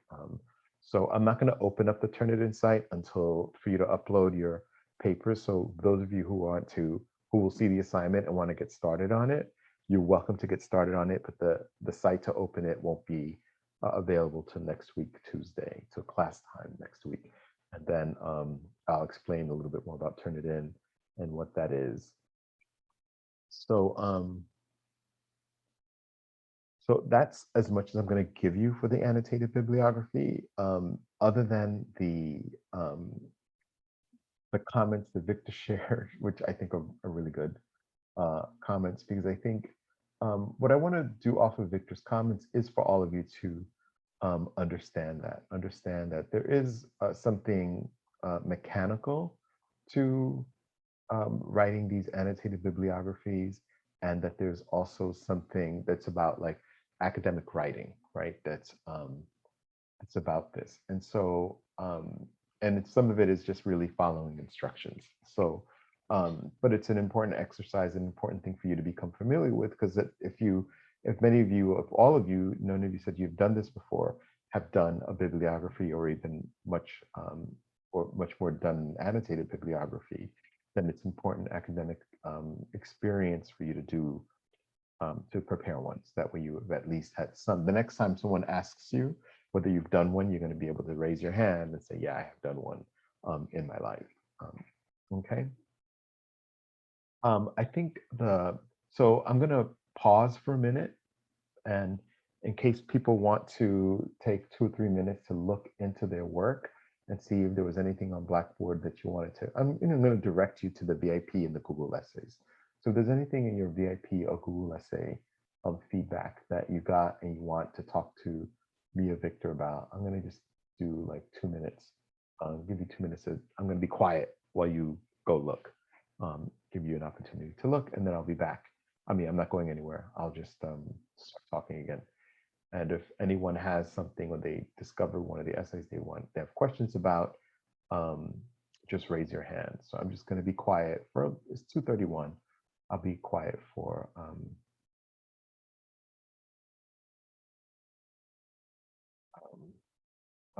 about 4 minutes. How's that?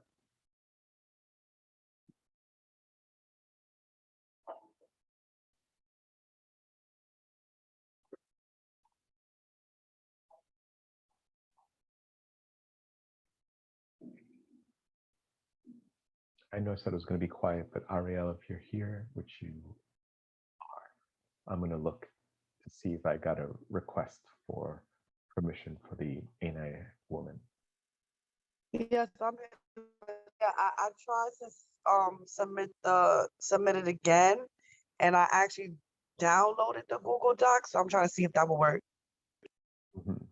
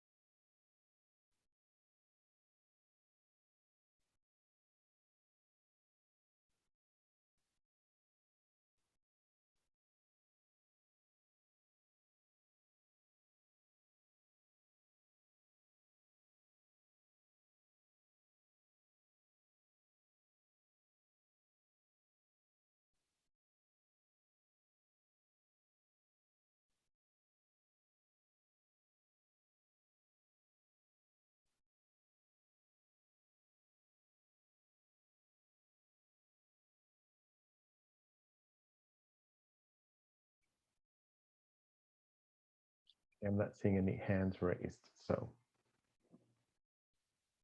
all right. So the next class, I'm going to encourage you to, just take some time. I know we had them at 4 minutes, but take some time to look through your assignments and bring them to us so that we can work with you on getting some of those done. And we'll talk more about the bibliography and all that other stuff.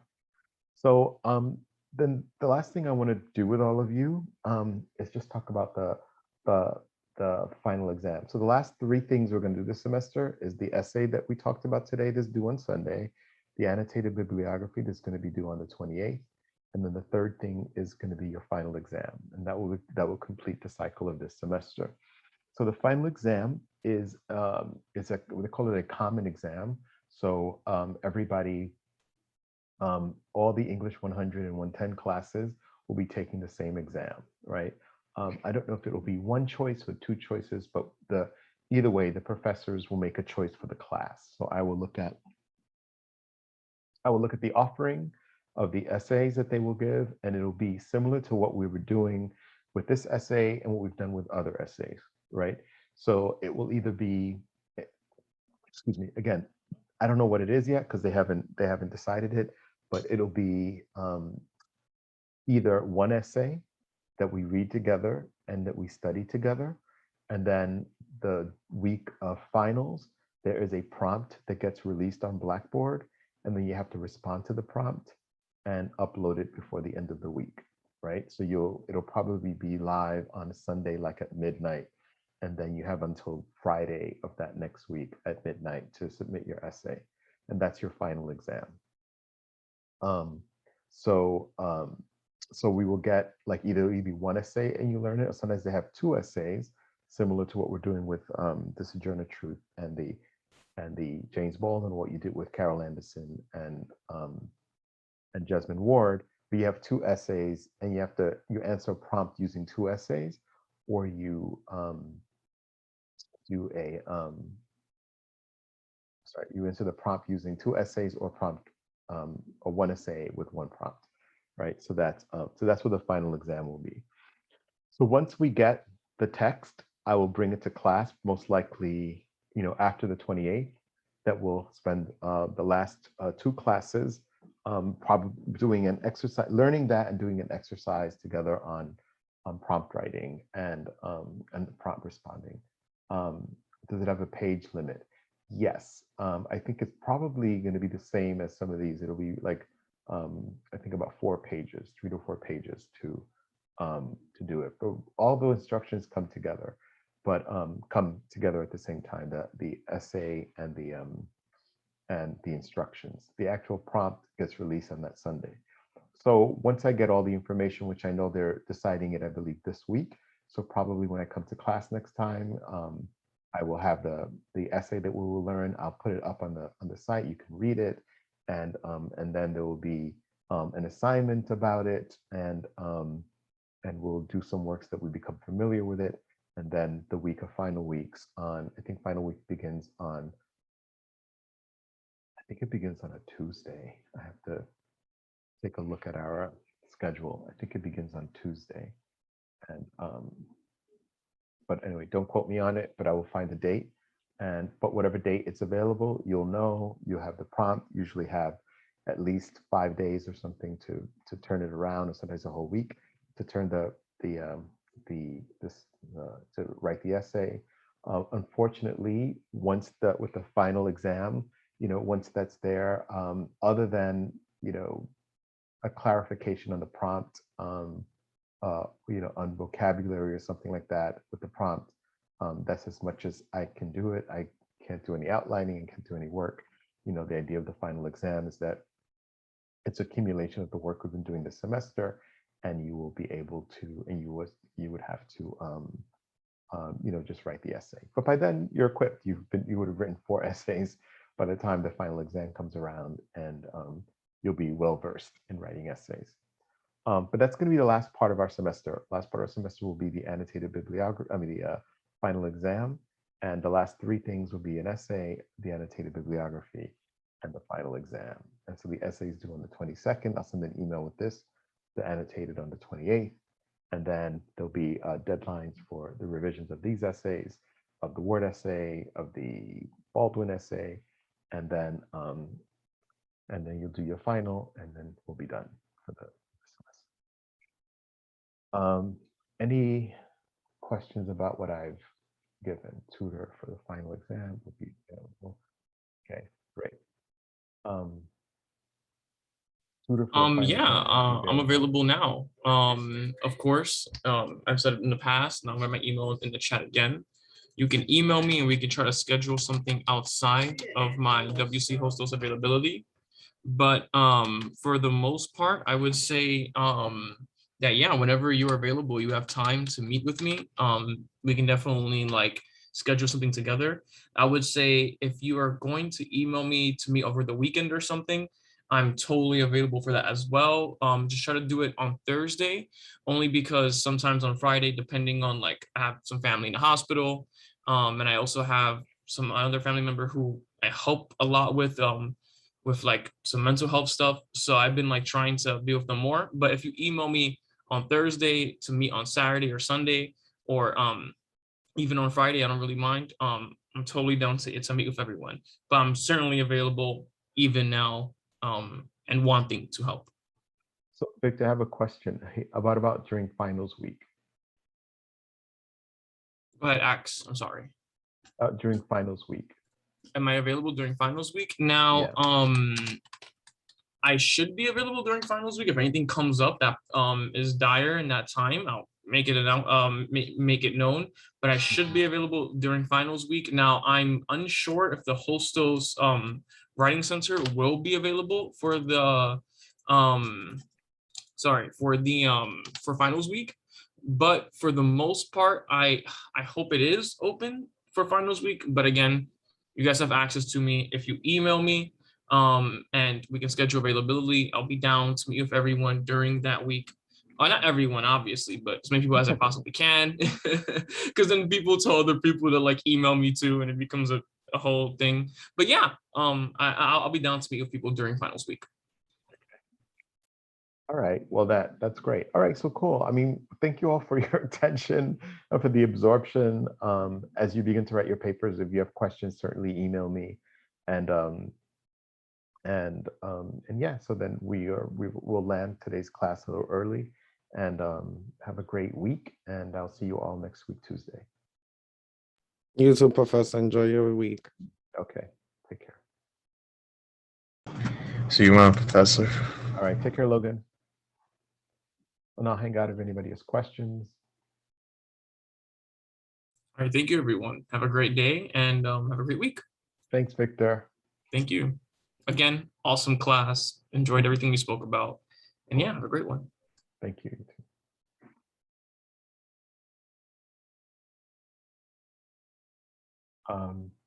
David, let me look through the chat to see what question you're referring to. You said at the top. Scrolling all the way to the top. Jelon, Adrian, David. Question, you see that? Okay. What is the question? Victor. All the rules.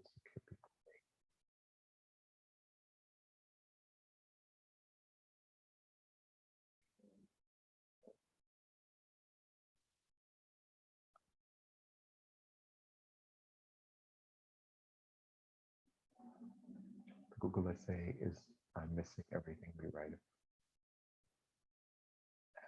Things like our own sets. Okay. The question about the Google essay, David, I'm looking at that, right? And does it have a page? Yeah, the Google essay. Okay, bye. Take care. Take care, everybody. Take care. So yeah, no, the Google essay is not about your opinion, right? So let me just go to the Google. Just bear with me a minute while I open up that's one of the criticisms that I gave, or one of the comments I gave to students with the Google essay. So I'm going to scroll down.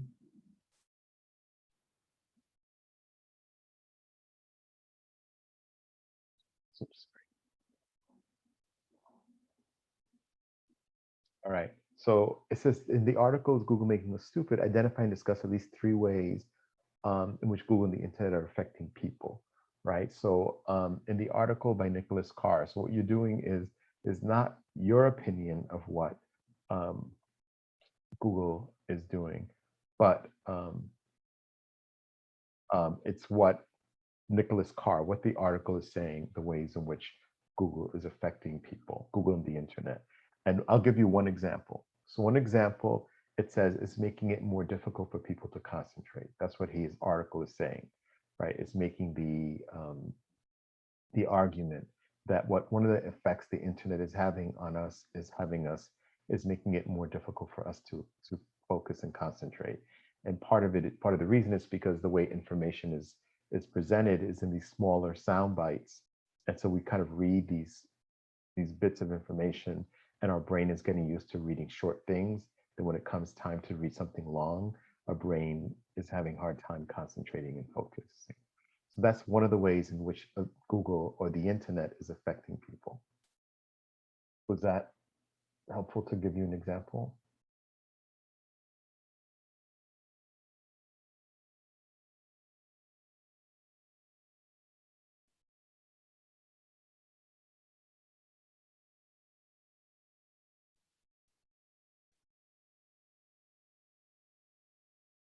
Just waiting, David, to see if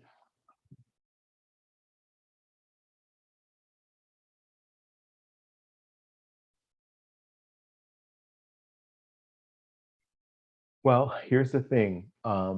That's a good point. You say it's so short that I'm not sure how to make it long without putting in my own words. So, so that's just one example, right? It's asking you for, I guess it says find at least 3 different ways, right? So you have to find 3 ways in which Google is making, Google or the internet is affecting people, right? So one of the things you have to do is identify a way, right? Right now, I just gave you an example of, concentration. So then you have to find a quote to support it, and you have to explain that quote in the text. So if you think about that, there would be at least, a sentence describing this is what one of the ways in which Google is affecting people is making it difficult for us to concentrate. An example from the text is X, Y, and Z. What this means is that exactly what I explained to you. What this means is that as people become used to reading short works on the computer, it's making it more difficult to read long works. And this is directly affecting our concentration, our ability to do this. The article gives you several reasons connected to that. So that each paragraph should be about 5 sentences, 5 to 7 sentences. And if you have an introduction, you have at least 3 paragraphs, because saying to find at least 3 examples. Just as a hint, there's more than 3 examples of the way that Google and the internet is affecting us in the article. And but you can find at least 3 and or 4 if you need to make your paper stronger, and then with a conclusion. And with that, you should be able to create a 3 to 4 page paper without putting but when they say without putting in my own words, you're paraphrasing, and you can do those kinds of things. What you're not putting in is your ideas, right? So it's not necessarily, not that your ideas are not important, but if you think that, I'm just trying to think of, some students did that. They put ideas of, they said one of the ways Google was affecting and the internet was affecting people was that it was making people meaner. They were saying nasty things on the internet to one another, and posting nasty things, cruel things or hateful things. And so that's true, but that's not what the article is saying, right? So that's what I mean by not putting in your own opinions, your own words. It's giving you you're developing the skill to look at an article and be able to figure out, discern, reflect back what the author is trying to say in the article.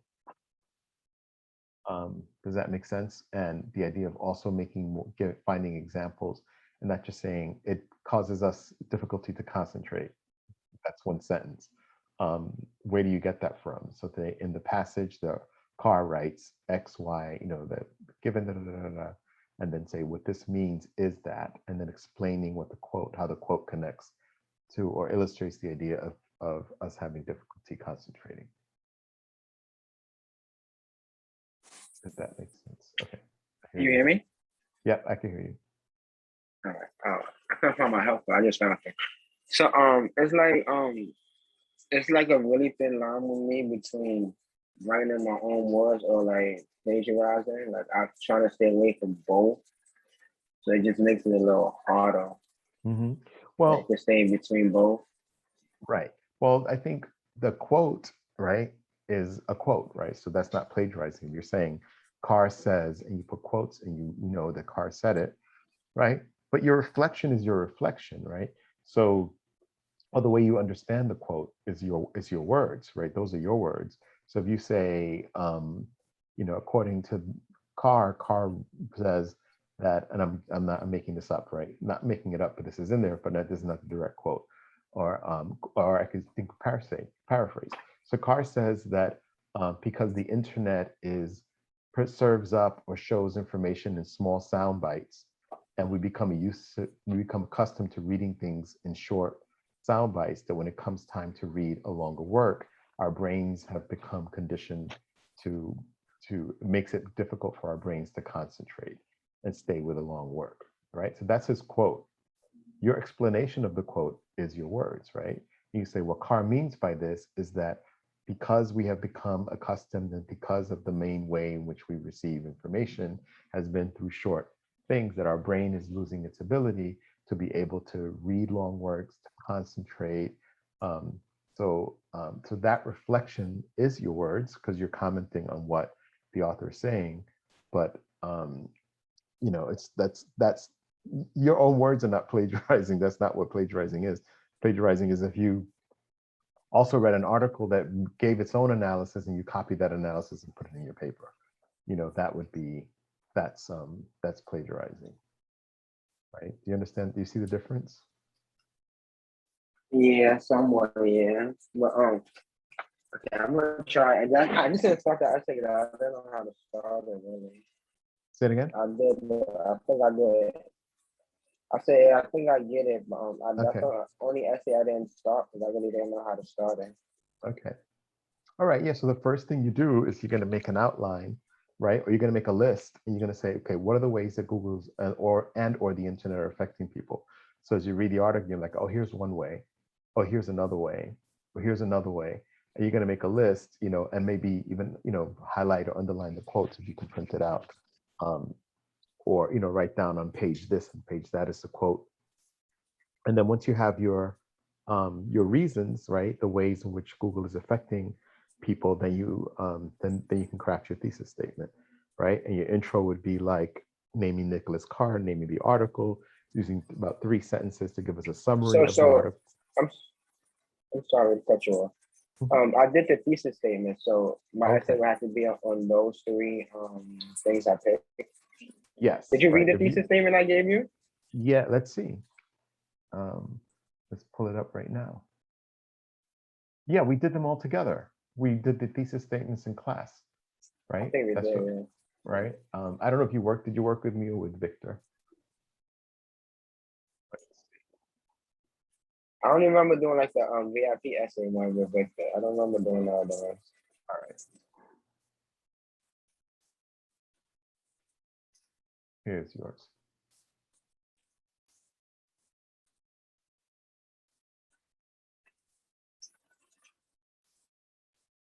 Okay, here we go. Requesting access. I gotta give you access? Yeah. So were you in class with us that day? Because one day that's what we did. We spent that second half. Every day. Okay, so we spent the second half of that class looking at every person's thesis statement. I don't think I was absent besides the week I got kicked out all my classes. That's it. That's to back me up too that whole week, honestly, because I couldn't get into the bag when I could. We go here, see if you've given up one. Here, inbox.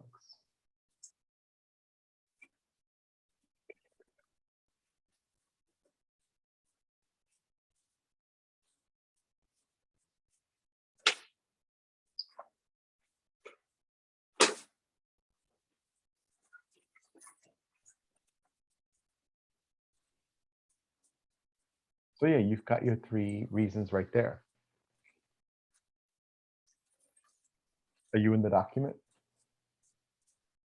Yeah. Right. So you have 2 negative effects, right? Right. The suspension span, shortened concentration span shortened, and mental habits altered, but then they get to work done quicker, and the ever all of the love of Google, right? So then it helps them do work faster. So you just have to find the quotes that support these, and you can find 1 quote or you can find 2 quotes, you know. So very often I suggest students to find 2 quotes for each idea, and then you get to discuss each quote in your paragraphs, and then you should be good. Okay, I'm not Okay, and then so as I was talking about the introduction, so the introduction, the first paragraph, you know, is, you know, make sure you name the author and the work and the title of the work. Then you do a 3 to 5 sentence synopsis, and then you include the thesis statement, and then that should be your first paragraph, and then your body paragraphs are going to be following with your thesis statement. What's the first one will be on the short attention span. The second will be about the mental habits, and the third paragraph is going to be about the the benefits of Google, that people get their work done quicker and have access to research or whatever it is that the article says are some of the benefits of it, right? And then you write a conclusion. Okay. All right, I'm gonna try it today, tonight. All right, David. I sent you the video. Did you get to watch it? No, which way? You sent it to me by email? Yes. Oh, I think so. Let me see.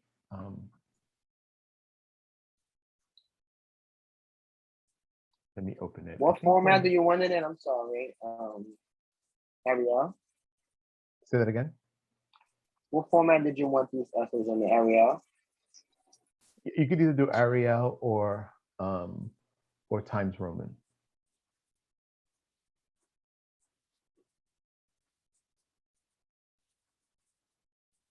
Times New Roman? Yeah, either Times New Roman or Arial.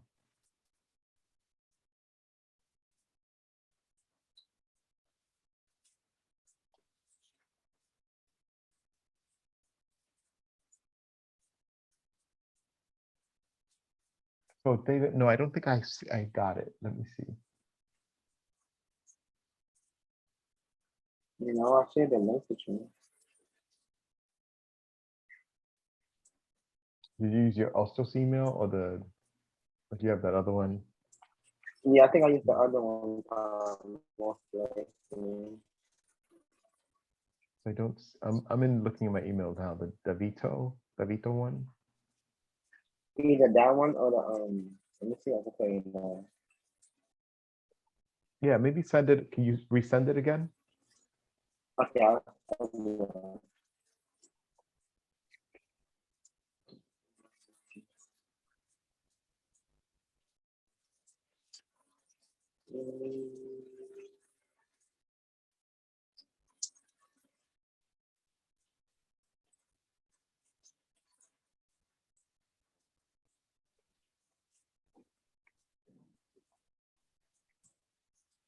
Okay, I'm gonna send it again. I can't find where I sent it from.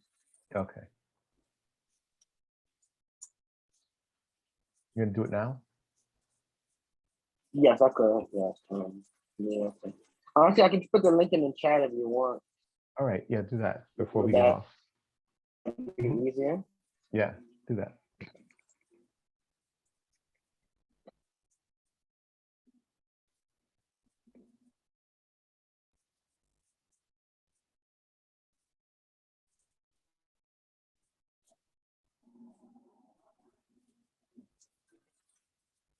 It's on Spotify. You have Spotify, right?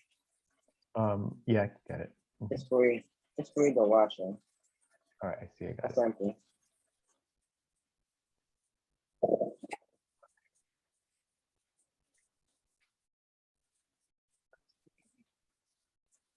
All right, I think I got.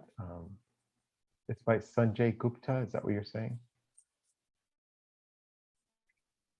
Who? Sanjay Gupta. Jacob Kuta? Huh? I don't get what you're saying. I'm saying let me just look at the chat because I just clicked the link and it brought me to JRE? Spotify. It's brought me to Spotify, but it brought me to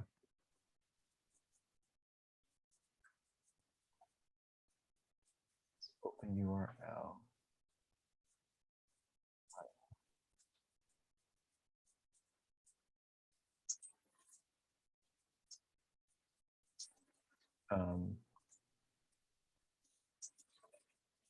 This is where it brought me to. Yes, that right into it. Yes, that one. That one? Okay. All right. Mm-hmm. Okay, so then great, I have it. Okay. I will email you when we have it, okay? Okay. All right, David, have a good Thank you. afternoon. You too. Okay, bye-bye. Take care, Jalan.